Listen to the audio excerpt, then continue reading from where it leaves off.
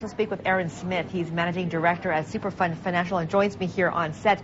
Aaron, as we look at how the markets are reacting today, starting first with what happened in the U.S. overnight, it appears that perhaps we might be going through a correction phase after this bear market rally as we enter earnings season. Is that a sort of an accurate prognosis? Well, so far, Maura, we've obviously seen a rally, a historic rally in the markets that we were calling for over the past few months.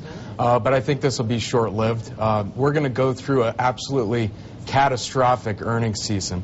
I think the market to some extent is anticipating that, but hasn't priced that in because of the rally. So I expect that we could basically retrace from the levels that we're at today.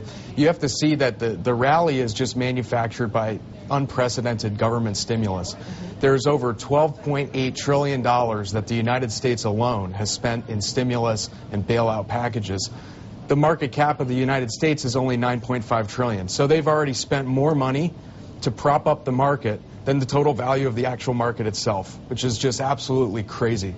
So what we can expect to see from here, regardless of what happens in the market, which nobody can predict, we're going to see massive inflation come into the market over the next 2 to 3 years. And that is one of the biggest issues that investors are going to have to face.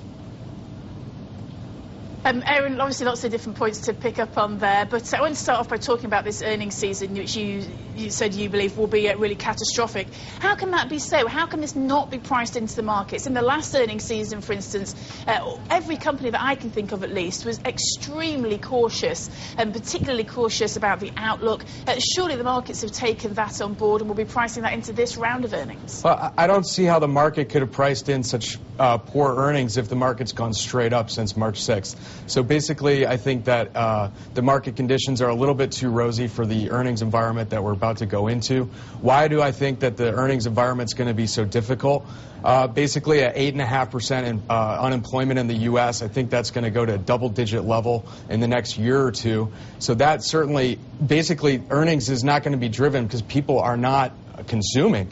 People who don't have jobs are not buying cars and trucks and airplane tickets.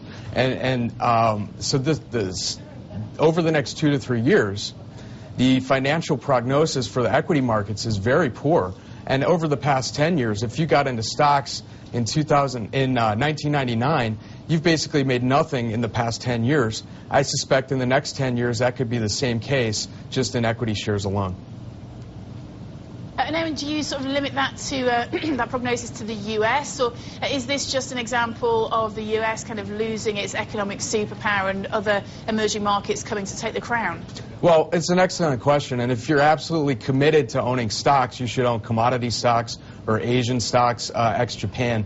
But I do expect that the U.S. and the Western European economies are going to lag and perform poorly as compared to Asia going forward.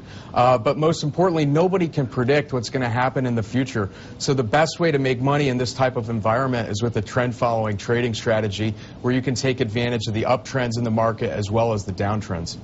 You're talking about then at this point diversifying away from equities and going into commodities, for example. Now, which ones? Because gold has been a bit of a disappointment. If you had been in the gold trade, you have not made the money that many had thought you would be making. Well, I think you don't buy gold to make money. You buy gold to protect your money. And I think the purchasing power of gold over the past 2,000 years has remained intact.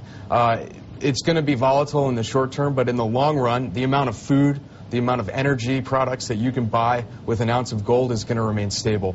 If you're looking to make more money, you should certainly look at silver. Look at commodities at these levels.